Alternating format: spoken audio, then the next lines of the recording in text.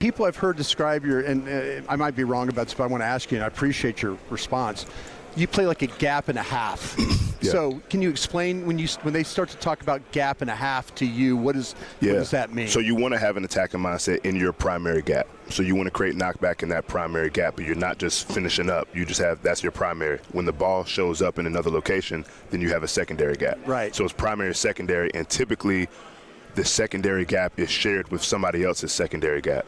Right. If I'm an A gap player and I'm going into the opposite A, then the linebacker's probably a B gap player that's falling into that A gap as well. So then that's when you're able to kind of eliminate that space and converge on the football, but you're playing it with your hands. At the second level, obviously, that's those guys being able to work lateral and then punch a hole in the front there. But up front, you want guys to be aggressive because you have to convert to pass rush and everything like that.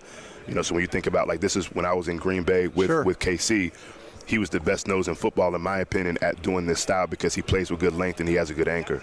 You know, Quinnen Williams, this is how he played at Alabama. This is what Saban does in the mint front and everything else with that. You know, you're getting guys off the ball, but it's just how you play the blocks in the run game in terms of just constricting that space and being able to use your hat and hands to arm over and fall back into another gap.